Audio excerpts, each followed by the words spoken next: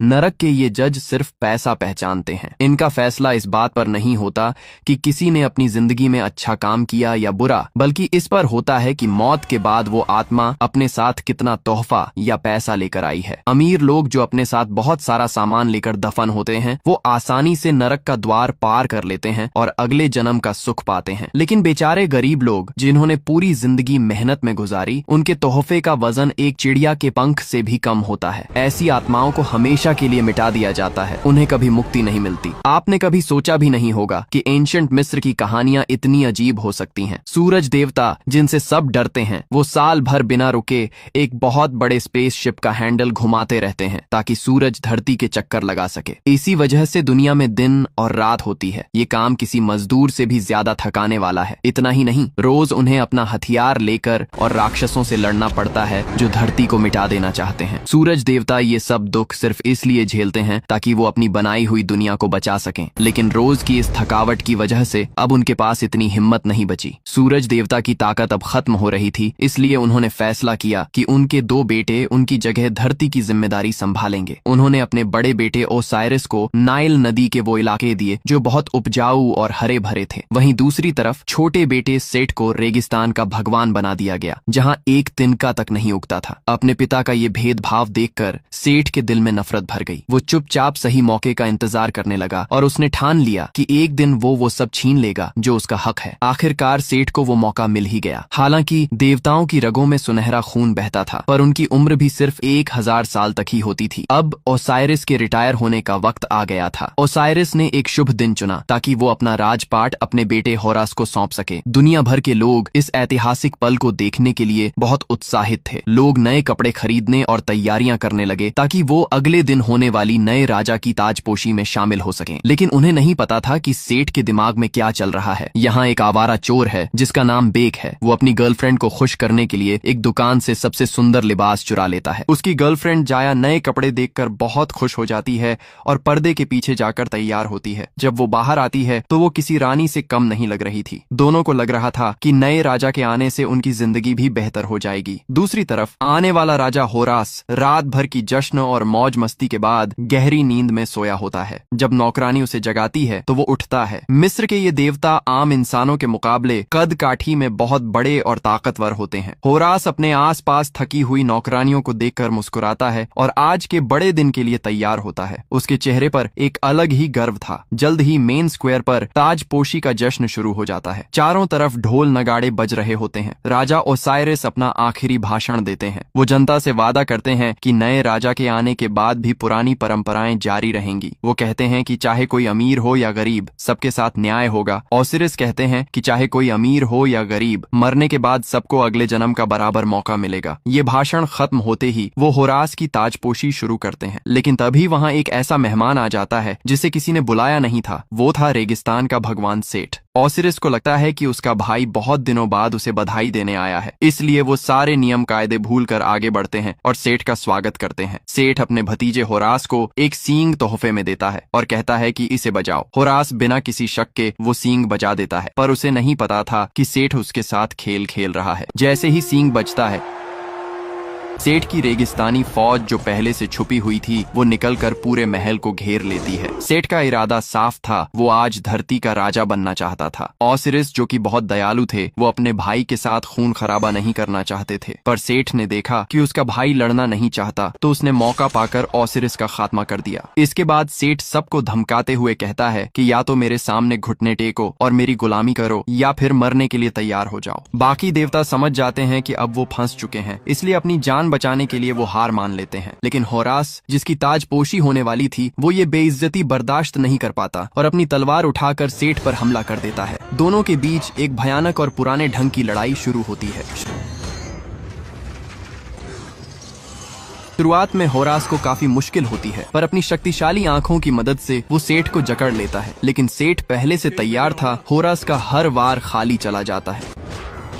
Horace बार बार अपनी तलवार उठाने की कोशिश करता है, पर उसका चाचा इतना तजुर्बेकार था कि वो होरास की हर चाल पहले ही समझ जाता है। जब होरास देखता है कि वो जीत नहीं पा रहा, तो वो अपने असली रूप में बदल जाता है और हवा में उड़कर हमला करने की कोशिश करता है। लेकिन सेठ भी कोई कम नहीं था। वो तुरंत एक सुनहरे कुत्ते वाले रूप में बदल जाता है और उसकी ताकत कई गुना बढ़ जाती है। दोनों के बीच ऐसी टक्कर होती है कि कोई पीछे हटने को तैयार नहीं था। होरास अपने पंखों की मदद से हवा में उड़ते हुए सेठ पर भारी पड़ने लगता है।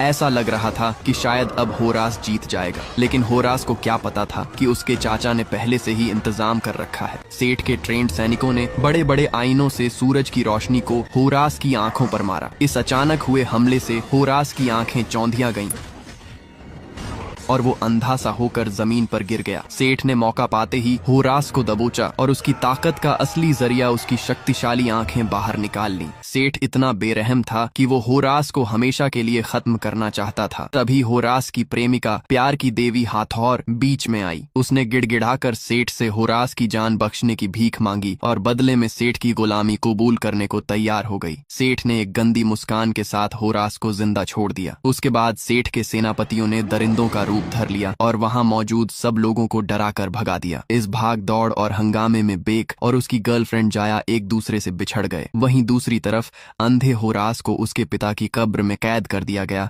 ताकि वो कभी बाहर न निकल सके। अब पूरी दुनिया पर सेठ का राज था। उसने अपनी ताकत दिखाने के लिए पूरे देश की जनता को गुलाम बना लिया और उनसे एक बहुत बड़ा मीनार बनवाने लगा। वो अपने पिता सूरज देवता को ये दिखाना चाहता था कि वो उनका सबसे काबिल बेटा है। जो भी देवता सेठ के खिलाफ बोलने की हिम्मत करता, वो उसे बड़ी बेरहमी से मार देता। इतना ही नहीं, उसने दुनिया के पुराने नियम ही बदल दिए। अब उसने ये नियम बना दिया कि मरने के बाद हर इंसान को मौत के देवता को भारी कीमत देनी होगी, तभी उन्हें अगला जन्म मिलेगा। अगर किसी के पास देने के लिए सोना चांदी नहीं है तो उसकी आत्मा अंतिम दरवाजे पर ही राख बन जाएगी और उसे कभी मुक्ति नहीं मिलेगी। सेठ के इस जुल्म की वजह से दुनिया नरक बन गई थी। कई परिवार तबाह हो गए और लोग दाने दाने को मोहताज हो गए। ताजपोशी के दिन बिछड़ने के बाद बेक ने 3 साल तक अपनी गर्लफ्रेंड जाया को ढूंढा। आखिरकार उसे पता चला कि उसे एक गुलामी के बाजार में महल के मिस्त्री को बेच दिया गया है। बेक चोरी छुपे महल में घुसता है ताकि जाया को लेकर भाग सके, लेकिन जाया का कुछ और ही सोचना था। वो कहती है, जब तक सेठ का राज है हम कहीं भी चले जाएं, हम कभी आजाद नहीं हो पाएंगे। वो बेक को समझाती है कि अब सिर्फ एक ही रास्ता है, स्काई गॉड होरास की शक्तियां वापस दिलाकर इस भ्रष्ट राजा सेठ को तख्त से हटाना। जाया अपनी नौकरी का फायदा उठाकर महल के वो गुप्त नक्शे ढूंढ लेती है जहां होरास की शक्तिशाली आंखें छुपा कर रखी गई थीं। अपनी गर्लफ्रेंड और अपनी खुशी के लिए चोर बेक अपनी जान खतरे में डालकर उस रास्ते पर निकल पड़ता है। लोगों की मेहनत और खून पसीने से लूटा हुआ सारा खजाना एक बहुत बड़े वेयर हाउस में रखा गया था। इस जगह के रास्ते में हर तरफ जहरीले बिच्छू भरे हुए थे। एक भी गलत कदम का मतलब था मौत। लेकिन बेक के पास वो पुराना नक्शा था जिसकी वजह से उसे सारे खतरनाक ट्रैप्स पहले से पता थे। पहले दरवाजे पर उसने एक बॉल का इस्तेमाल करके मौत के ट्रैप को डीएक्टिवेट किया और मशाल लेकर आगे निकल गया। लेकिन दूसरा दरवाजा इतना आसान नहीं था। बेक को लगा कि नक्शे के हिसाब से गोल घूमकर निकल जाएगा, पर ध्यान भटकने की वजह से ट्रैप एक्टिवेट हो गया। अगर बेक की रफ्तार तेज न होती तो वो वहीं मारा जाता। अब होरास की शक्तिशाली आंख उसके बिल्कुल सामने थी, लेकिन बीच में एक तीसरा ट्रैप आ गया। इस ट्रैप के बारे में नक्शे में कुछ भी नहीं लिखा था। मजबूरी में बेक ने अपनी जान पर खेलकर आगे बढ़ने का फैसला किया। जैसे ही उसने कदम रखा, जमीन के हिस्से डोमिनो की तरह नीचे गिरने लगे। बेक अपनी पूरी जान लगाकर आगे भागा और आखिर में एक लंबी छलांग मारी। उसने अपना टारगेट यानी वो शक्तिशाली आंख हासिल कर ली, लेकिन उसके पैरों के नीचे अब कोई जमीन नहीं बची थी और वो सीधा नीचे गिरता है।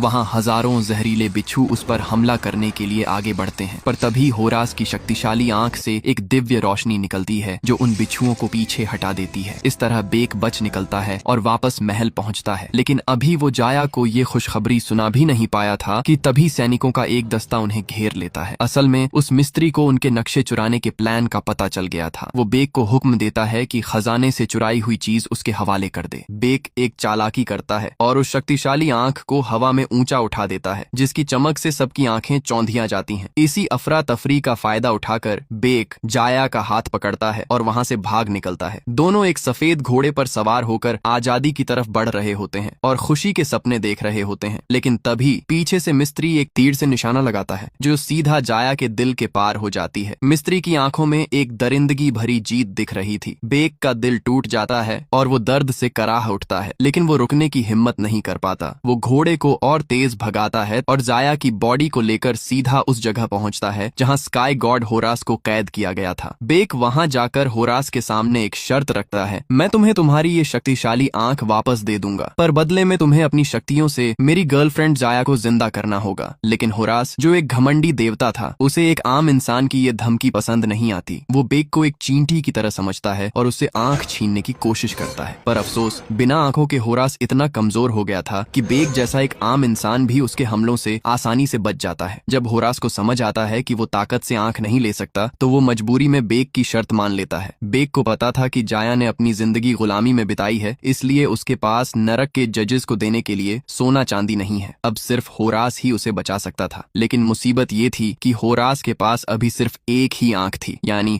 उसकी शक्ति आधी थी। वो जाया की आत्मा को महसूस ही नहीं कर पा रहा था। आखिरकार वो मौत के देवता अनुबिस को बुलाने के लिए एक जादू टोना शुरू करते हैं। अनुबिस वहां प्रकट होता है, लेकिन वो देखता है कि होरास की हालत खराब है, इसलिए वो उसकी बिल्कुल इज्जत नहीं करता। अनुबिस जाया की आत्मा को लेकर नरक की तरफ जाने लगता है। ये देखकर बेक घबरा जाता है और उसे रोकने की कोशिश करता है, लेकिन मौत और जिंदगी के बीच की दीवार इतनी गहरी थी कि वो न तो उन्हें छू सकता था और न ही उनसे बात कर सकता था। बेक बेचारा बस देखता ही रह जाता है और मौत का देवता अनुबिस जाया की आत्मा को बिना किसी रहम के लेकर निकल जाता है। जब बेक उस दुख में डूबा हुआ था, तभी होरास ने मौका पाकर उससे अपनी शक्तिशाली आंख छीन ली। आंख वापस मिलते ही होरास की आधी शक्तियां लौट आती हैं। होरास बेक को थोड़ा दिलासा देते हुए कहता है, अभी सब कुछ खत्म नहीं हुआ है। अनुबिस की निगरानी में किसी भी आत्मा को नरक के आखिरी दरवाजे तक पहुंचने में 7 दिन लगते हैं। अगर तुम जाया को बचाना चाहते हो तो मुझे अपनी पूरी शक्ति हासिल करनी होगी। जब मैं सेठ को हराकर फिर से राजा बन जाऊंगा, तब मैं अपने अधिकार से जाया को मौत के चूल्हे से वापस मांग सकता हूँ। जाया को बचाने के लिए बेक के पास कोई और रास्ता नहीं था, इसलिए वो होरास पर भरोसा कर लेता है। लेकिन सेठ को हराने के लिए उन्हें रिवर ऑफ स्टार्स का पवित्र पानी चाहिए था, ताकि वो सेठ की रेगिस्तानी आग को बुझा सके, और ये पानी सिर्फ सूरज देवता रा की कश्ती के नीचे ही मिल सकता था। होरास अभी पूरी तरह उड़ने के लायक नहीं था, इसलिए वो पूरब की सबसे ऊंची चोटी पर जाकर अपने दादा सूरज देवता से मदद मांगता है। अचानक होरास सुनहरे बाज के रूप में बदल जाता है और बेक को अपने साथ लेकर आसमान की तरफ उड़ने लगता है। जल्द ही वो सूरज देवता की कश्ती पर पहुंच जाते हैं। कश्ती के पीछे सूरज लटका हुआ था, जिसकी गर्मी इतनी ज्यादा थी कि कोई आम इंसान भस्म हो जाए। होरास बेक को समझाता है, जिंदा रहना है तो मेरी परछाई में रहना। इसके बाद होरास अपने दादा के सामने घुटने टेक कर प्रणाम करता है। सूरज देवता कहते हैं कि उनकी बनाई इस दुनिया में सब बराबर हैं और सबके अपने नियम हैं, यहाँ तक कि उनका बेटा सेठ भी इन नियमों से ऊपर नहीं है। वो साफ कर देते हैं कि वो इंसानी मामलों में कोई दखल नहीं देंगे। होरास को अगर सेठ को हराना है तो उसे पहले एक सच्चे राजा की तरह सोचना सीखना होगा। जब होरास ने देखा कि उसके दादा मदद नहीं कर रहे, तो उसने रिवर ऑफ स्टार्स से एक छोटी फ्लास्क में पवित्र पानी लेता है और वापस धरती की तरफ निकल गया। लेकिन अभी वो जमीन पर सही से उतरा भी नहीं था कि सूरज देवता ने उससे वो शक्तियां वापस ले ली जो उन्होंने उड़ने के लिए दी थी। होरास अपने दादा का इशारा नहीं समझ पाया और अभी भी घमंड में बेक को हुक्म देने लगा कि उसके लिए पानी लेकर आए। बेक को उसके बात करने का तरीका पसंद नहीं आया, पर मजबूरी में वो नदी से पानी भरने चला गया। गुस्से में बेक ने उस पवित्र पानी के बर्तन में थूक दिया, लेकिन अगले ही पल सेठ की खतरनाक सांड के सर वाली सेना ने वहां हमला कर दिया। उन्होंने बेक का गला पकड़ लिया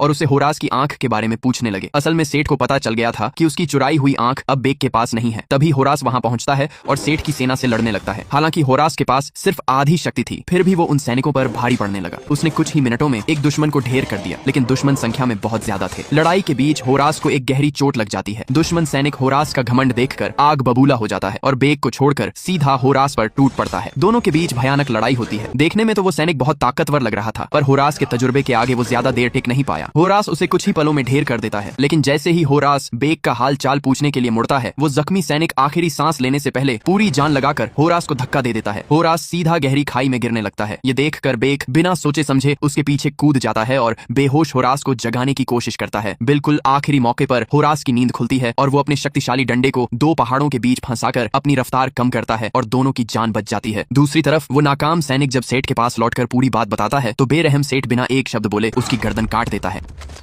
अब सेठ अपनी 2 सबसे खतरनाक नागिनों, सांप जैसी शक्तियों वाली बहनें ब्लैक और व्हाइट स्नेक को होरास का खात्मा करने के लिए भेजता है। प्यार की देवी हाथौर इन दोनों बहनों की दरिंदगी से वाकिफ थी। वो चुपके से जादू करके होरास को इस खतरे के बारे में बताना चाहती है, लेकिन सेठ उसे रंगे हाथ पकड़ लेता है। सेठ अपनी तलवार निकालकर हाथौर को मारने ही वाला होता है कि तभी हाथौर एक चालाकी करती है। वो अपनी जान बचाने वाला ब्रेसलेट उतार देती है और खुद को एक अंधेरी गुफा डिमोनिक पैसेज में गिरा देती है, ताकि सेठ के हाथों न मारी जाए। हाथौर उस अंधेरी गुफा में कई सारे शैतानी दरिंदों के बीच फंस जाती है, पर सही वक्त पर वो अपना जादुई ब्रेसलेट पहन लेती है और उनके चंगुल से निकलकर होरास को ढूंढने निकल पड़ती है। उधर सेठ का गुस्सा 7वें आसमान पर था। वो अपनी पूरी फौज लेकर सुरक्षा के देवी के इलाके पर हमला कर देता है और उनका शहर तबाह कर देता है। सेठ वहाँ उसकी पुरानी पत्नी से मिलता है और उसे जलील करने की कोशिश करता है। जब उसे पता चलता है कि वो कभी मां नहीं बन सकती तो सेठ का गुस्सा और बढ़ जाता है। उसे लगता है कि सब उसका मजाक उड़ा रहे हैं। बिना सोचे समझे वो उस देवी के वो सुनहरे पंख काट देता है जिन पर उसे बहुत नाज था। वहीं दूसरी तरफ होरास और बेक रेगिस्तान में आराम कर रहे होते हैं। वो ये देखकर हैरान रह जाते हैं कि सेठ की लापरवाही की वजह से इजिप्ट के सुंदर बाग बगीचे अब सिर्फ एक कभी न खत्म होने वाले रेगिस्तान में बदल चुके हैं। अभी वो ये दुख मना ही रहे थे कि तभी वहाँ सेठ की भेजी हुई काली और सफेद नागिनें पहुंच जाती हैं। वो दो इतने बड़े सांप थे कि उन्हें देखकर जमीन हिलने लगी। वो दोनों होरास और बेक का पीछा करने लगती हैं। होरास के पास सिर्फ आधी शक्ति थी, इसलिए वो उन जायंट सांपों से सीधा लड़ने की हालत में नहीं था। जब उसने देखा कि पीछे से वो राक्षस अपना खून से भरा मुंह खोले उन्हें निगलने आ रहा है तो होरास ने बेक को उठाया और तेजी से भागने लगा। लेकिन उन सांपों की रफ्तार बहुत ज्यादा थी। दोनों एक बड़ी चट्टान के पीछे छुप गए और उन्होंने उस आग की लपटों से खुद को बचाया जो वो सांप उगल रहे थे। जब सांप अपना रुख मोड़ रहा था तभी दोनों एक गहराई वाले गड्ढे में कूद गए। सांप को जब वो नहीं दिखे तो उसने हर गड्ढे में आग फेंकना शुरू कर दिया ताकि वो दोनों बाहर निकलने पर मजबूर हो जाएं। बेक ने सोचा कि अगर ऐसे ही छुपे रहे तो मारे जाएंगे, इसलिए वो अपनी जान खतरे में डालकर गड्ढे से बाहर निकल गया और खुद को एक चारे की तरह इस्तेमाल किया ताकि उन सांपों का ध्यान भटक सके। वो दोनों नागिनें बेक की तरफ लपकीं। तभी होरास ने मौका देखकर अपने शक्तिशाली डंडे से सांप पर हमला किया, पर वो हैरान रह गया। उस सांप की खाल लोहे से भी ज्यादा सख्त थी और उस पर एक खरोंच तक नहीं आई। उल्टा होरास की जगह दुश्मन को पता चल गई। पर होरास ने दिमाग लगाया और सही वक्त पर अपने डंडे को सांप के मुंह के बीच फंसा दिया, जिससे दुश्मन अभी हिलने की हालत में नहीं था। जिसका फायदा उठाकर होरास वहां से निकला और बेक से जा मिला। होरास को समझ आ गया था कि अगर इन राक्षसी सांपों को खत्म करना है तो पहले इनके मालिक को मारना होगा जो इन्हें कंट्रोल कर रहा है। उसने बेक से कहा कि वो थोड़ी देर और उन सांपों को उलझा कर रखे। बेचारा बेक मौत के मुंह में था। सांप लगातार उसके पीछे पड़े हुए थे। जब ऐसा लगा कि बेक अब नहीं बचेगा तभी होरास सही वक्त पर वहां पहुंच गया। होरास तेजी से उछलकर उस राक्षस के ऊपर चढ़ गया और दुश्मन के हाथ से खंजर छीन लिया। होरास ने उस खंजर से उन रस्सियों को काट दिया जो सफेद सांप को कंट्रोल कर रही थी। कंट्रोल खोते ही वो सांप पागल हो गया और इधर उधर टकराने लगा। उसे समझ ही नहीं आ रहा था कि कहां जाना है और वो अपने मालिक को लेकर सीधा गहरी खाई में जा गिरा। सांप के टकराने से वहां की इमारत भी गिरने लगी और दोनों बड़ी मुश्किल से अपनी जान बचाकर निकले। लेकिन अभी खतरा टला नहीं था क्योंकि काला सांप भी आजाद हो चुका था। वो दोनों भागने ही वाले थे कि तभी उनके सामने प्यार की देवी हाथौर आ गई। दुश्मन को लगा कि हाथौर उनका मुकाबला नहीं कर पाएगी, इसलिए उसने सांप को आग उगलने का हुक्म दिया। लेकिन कुछ ऐसा हुआ जिसकी किसी ने उम्मीद नहीं की थी। वो खतरनाक सांप जो अब तक सबकी जान ले रहा था हाथौर के सामने आते ही एक पालतू जानवर की तरह सीधा हो गया। वो बड़े प्यार से हाथौर के पास आया और अपना मुंह खोल दिया ताकि वो उसके मुंह में फंसा हुआ होरास का डंडा निकाल सके। हाथौर के रोब के आगे वो सांप अब बिल्कुल शांत खड़ा था। वो सांप हाथौर के जादू में इस कदर फंस गया था कि अब वो बस वही कर रहा था जो वो कह रही थी। हाथौर ने बड़े सुकून से कहा, बड़ी ठंड है ना, जाओ अपने शरीर को थोड़ा गर्म कर लो। बस इतना कहने की देर थी कि उस राक्षसी सांप ने खुद पर ही आग उगलना शुरू कर दिया। सांप के साथ साथ उसकी मालकिन भी जलकर राख हो गई। इस तरह हाथौर ने एक झटके में वो खतरा खत्म कर दिया। हाथौर को जब पता चला कि होरास और बेक रेगिस्तान के बीचों बीच जाकर सेठ की ताकत को खत्म करना चाहते हैं तो उसने एक सुझाव दिया। उसने कहा कि उन्हें दलदल के रास्ते जाकर दुनिया के सबसे समझदार देवता से मदद मांगनी चाहिए। जब वो उस देवता के पास पहुंचे तो उसने साफ मना कर दिया। वो सेठ से दुश्मनी लेकर अपनी जान खतरे में नहीं डालना चाहता था। दोनों तरफ से बातें गर्म होने लगीं।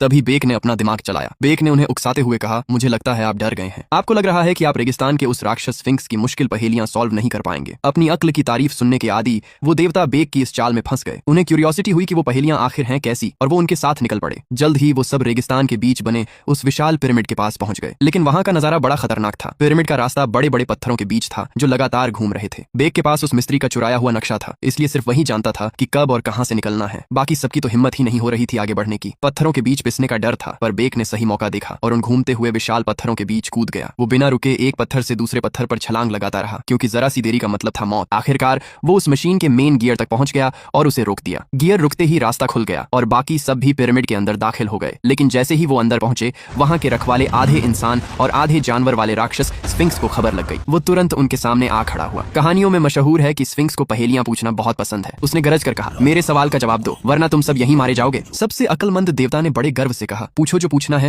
मैं तैयार हूँ। स्फिंक्स ने अपनी पहेली रखी, मैं हमेशा मौजूद रहता हूँ और तुम्हारा इंतजार करता हूँ, पर मैं दिखाई नहीं देता। कोई मुझे देख नहीं सकता, फिर भी जिंदा लोग मुझ पर पूरा भरोसा करते हैं। बताओ मैं कौन हूँ? पहेली सुनकर सब सोच में पड़ गए। अक्ल के देवता ने अपनी होशियारी दिखाते हुए आगे बढ़कर स्फिंक्स की तारीफ की, लेकिन जो जवाब उन्होंने दिया वो गलत निकला। वो अपनी हार मानने को तैयार नहीं थे और एक के बाद एक कई जवाब देते गए, पर सब गलत थे। सजा के तौर पर स्फिंक्स हर गलत जवाब पर होरास को कुचलने लगता। बेचारा होरास बार बार उस राक्षस की मार खा रहा था और उसका शरीर पिसने ही वाला था। स्फिंक्स ने आखिर में उन्हें एक आखिरी मौका दिया। तभी बेक ने दिमाग लगाया और अक्ल के देवता के कान में कहा, देवता जी किताबी बातें छोड़िए, एक आम इंसान की तरह सोचिए। बेक ने इशारा किया और तब जाकर उन्हें समझ आया। सही जवाब था आने वाला कल। इंसान हमेशा कल पर भरोसा करता है पर उसे देख नहीं सकता। स्फिंक्स को अपनी हार माननी पड़ी और उसने रास्ता दे दिया। पिरामिड के बीचों बीच पहुंचते ही होरास ने अपनी छाती से वो पवित्र पानी निकाला ताकि सेठ की रेगिस्तानी आग को हमेशा के लिए बुझा सके। लेकिन जैसे ही वो आगे बढ़ा वो सेठ के बिछाए जाल में फंस गया। सेठ वहां अचानक प्रकट हुआ और सबसे पहले उसने अक्ल के देवता का दिमाग उनके सर से बाहर निकाल लिया। बेक तुरंत जमीन पर रेंगते हुए उस पवित्र पानी की तरफ झपटता है ताकि अपना मिशन पूरा कर सके। लेकिन तभी सेठ एक नई चाल चलता है। वो बेक से कहता है, तुम इस होरास के लिए अपनी जान दे रहे हो। सच तो ये है कि होरास के पास इतनी शक्ति ही नहीं है कि वो किसी मरे हुए को जिंदा कर सके। तुम्हारी गर्लफ्रेंड जाया नरक से कभी वापस नहीं आएगी। सेठ की ये बातें सुनकर बेक के दिल में शक पैदा होने लगता है और वो रुक जाता है। सेठ ने बेक का दिमाग घुमाया और उससे वो पवित्र पानी छीन लिया। उसने होरास की सारी उम्मीदों पर पानी फेरते हुए उसे जमीन पर गिरा दिया और हंसते हुए वहां से निकल गया। जाते जाते उसने पूरे पिरामिड को तबाह करने का इंतजाम कर दिया ताकि सब वहीं दबकर मर जाएं। होरास ने एक विशाल गियर को रोककर बेक और हाथोर की जान बचाई, पर बेक अब टूट चुका था क्योंकि उसे सच पता चल गया था कि होरास जाया को जिंदा नहीं कर सकता। बेक का सच्चा प्यार देखकर हाथोर का दिल पिघल गया। उसने एक बड़ा बलिदान दिया और मौत के देवता अनुबिस को फिर से बुलाया। हाथोर ने अपना वो जादुई सुरक्षा कवच ब्रेसलेट उतार दिया और खुद को अंधेरी दुनिया के हवाले कर दिया ताकि वो ब्रेसलेट बेक को दे सके। होरास ने भारी दिल से वो ब्रेसलेट बेक को थमा दिया और कहा, जाओ इससे अपनी जाया की पुनर्जन्म खरीद लो। अनुबिस बेक को नरक के उस दरवाजे पर ले गया जहां जाया खड़ी थी। बेक उसे गले लगाना चाहता था पर मौत की दीवार उनके बीच थी। बेक ने जैसे ही वो कीमती ब्रेसलेट जाया की पुनर्जन्म के लिए दिया तभी नरक का दरवाजा एक भयानक राक्षस के हमले से कांप उठा। पूरा नरक हिल गया। अनुबिस ने कहा कि हालात उसके बस से बाहर हो रहे हैं और बेक को तुरंत होरास से मदद मांगने के लिए वापस भेजा। असल में सेठ ने अब तक जो भी देवताओं की शक्तियां छीनी थी, चाहे वो अक्ल के देवता का दिमाग हो, सुरक्षा के देवता के पंख हों या होरास की आंख, उन सबको मिलाकर उसने एक शक्तिशाली सुनहरा देवता कवच बना लिया था। सेठ अब सुनहरे कुत्ते के रूप में बदलकर आसमान में उड़ने लगा। वो सीधा अपने पिता सूरज देवता रा के पास पहुंचा और उनसे पूछा, आपने मुझे कभी बाप बनने का सुख क्यों नहीं दिया? सूरज देवता ने बड़े सुकून से जवाब दिया, ये तुम्हारी परीक्षा थी क्योंकि मैं चाहता था कि तुम मेरी जगह लो। पर वो नहीं चाहते थे कि सेठ इस विशाल ब्रह्मांड में अकेला रहकर अपने परिवार को याद करे। सेठ को जब ये समझ आया कि उसके पिता उसे बस एक शक्तिशाली सुरक्षा गार्ड बनाकर खुद आजाद होना चाहते हैं तो वो गुस्से से पागल हो गया। बिना सोचे समझे सेठ ने अपने ही पिता के सीने में खंजर घोंप दिया और उनका सबसे शक्तिशाली हथियार सन स्पीयर छीन लिया। सूरज देवता की वो जादुई कश्ती तबाह हो गई और सेठ अब हमेशा के लिए अमर होना चाहता था। वो वापस धरती पर आया और अपनी बनाई हुई ऊंची मीनार पर खड़ा हो गया। उसने उस शक्तिशाली स्पीयर से एक भयानक राक्षस अपोफिस को बुलाया ताकि वो नाइल नदी के जीवन जरिए को ही निगल जाए। सेठ सब कुछ तबाह करके खुद एक नया भगवान बनना चाहता था। उसके इस कहर से धरती से लेकर नरक तक सब कांप उठे। ठीक इसी वक्त होरास और बेक हजारों जादुई चिड़ियों पर सवार होकर वहां पहुंचे। उन्होंने उस मीनार के मिस्त्री को पकड़ लिया और उसे धमकाकर मीनार को नीचे गिराने का सिस्टम चालू करवाया। होरास अभी भी कमजोर था, लेकिन होरास को लगा कि मीनार के गिरने की रफ्तार बहुत कम है, इसलिए वो बिना डरे सीधा मीनार की दीवारों पर चढ़ने लगा। उसका प्लान था कि वो सेठ पर पीछे से हमला करेगा, लेकिन सेठ अब पहले से कहीं ज्यादा ताकतवर हो चुका था। उसने होरास को तुरंत पहचान लिया। दोनों चाचा भतीजा मीनार की ऊंचाई पर मौत की लड़ाई लड़ने लगे। होरास के पास सिर्फ आधी शक्ति थी, इसलिए सेठ ने कुछ ही पलों में होरास का हथियार तोड़ दिया। जब सेठ ने अपना शक्तिशाली सन स्पीयर उठाया ताकि होरास का खात्मा कर सके, तभी बेक ने सही वक्त पर अपनी लोहे की रस्सी फेंकी और होरास की जान बचा ली। इससे सेठ, जिसने कुत्ते वाला सुनहरा मुखौटा पहना था, बुरी तरह भड़क गया और बेक के पीछे पड़ गया। बेक ने इसी मौके का फायदा उठाया और तेजी से सेठ के कवच में लगी वो दूसरी आंख निकाल ली, लेकिन इस चक्कर में बेक मीनार से नीचे गिरने लगा। गिरते गिरते उसने वो आंख होरास की तरफ उछाल दी। होरास के सामने अब जिंदगी का सबसे बड़ा सवाल था, या तो वो अपनी आंख पकड़कर फिर से ताकतवर देवता बन जाए या फिर उस बेक की जान बचाए जिसने उसके लिए अपनी जान की बाजी लगा दी थी। उसी पल होरास को अपने दादा सूरज देवता की वो बात याद आई कि एक सच्चे राजा का दिल कैसा होना चाहिए। होरास ने अपनी ताकत को ठुकरा दिया और बेक को बचाने के लिए नीचे कूद गया। उसने बेक का हाथ पकड़ लिया, पर दोनों अब मीनार से लटके हुए थे और उनकी जान खतरे में थी। तभी ऊपर से सेठ ने अपना भाला उनकी तरफ ताना और सूरज के भाले से निकलने वाला गर्म लावा तेजी से होरास और बेक की तरफ बढ़ने लगता है। गर्मी इतनी ज्यादा थी कि होरास उसे बर्दाश्त नहीं कर पाया और उसका हाथ छूट गया। लेकिन ठीक उसी पल मौत के करीब पहुंचकर होरास को असली ज्ञान मिला। उसने महसूस किया कि असली ताकत किसी जादुई आंख में नहीं, बल्कि अपने लोगों की हिफाजत करने के जज्बे में है। इसी राजा वाली सोच ने उसके अंदर की सोई हुई शक्तियों को जगा दिया। होरास के सुनहरे पंख निकल आए और वो एक नए और शक्तिशाली रूप में बदल गया। उसने सेठ को ललकारा और उसे मीनार की ऊंचाई पर ले जाकर एक भयानक युद्ध में हरा दिया। होरास ने कोई रहम नहीं दिखाया और सेठ का खात्मा करके दुश्मनी को हमेशा के लिए मिटा दिया। इसके बाद होरास ने आसमान में उड़कर वो सन स्पीयर अपने दादा सूरज देवता को वापस कर दी। शक्ति मिलते ही सूरज देवता ने उस भयानक राक्षस अपोफिस को ब्रह्मांड में बहुत दूर भगा दिया और मिस्र में हमेशा के लिए शांति हो गई। धरती पर एक छोटी बच्ची को होरास की वो दूसरी आंख मिलती है, जिसे पाकर होरास की रोशनी पूरी तरह लौट आती है। लेकिन खुशी के इस मौके पर एक दुख था। गहरी चोटों की वजह से बेक की मौत हो गई थी। होरास ने बेक और जाया को बड़े सम्मान के साथ दफना दिया। तभी सूरज देवता खुद धरती पर उतरते हैं और होरास से कहते हैं, तुमने तुमने बहुत बड़ा काम किया है, मांगो क्या मांगते हो। होरास ने अपने लिए कुछ नहीं मांगा बल्कि दरख्वास्त की, बस बेक और जाया को जिंदा कर दीजिए। सूरज देवता ने अपनी सुनहरी रोशनी से दोनों को दोबारा जिंदगी दे दी। बेक और जाया फिर से मिल गए और होरास मिस्र का राजा बन गया। पर कहानी अभी खत्म नहीं हुई थी। बेक ने होरास को याद दिलाया कि अभी एक और जरूरी काम बाकी है, हाथौर प्यार की देवी को उस अंधेरी दुनिया से छुड़ाना। और इसी के साथ हमारी मूवी खत्म होती है। दोस्तों, इस मूवी को आप 5 में से कितने स्टार्स दोगे?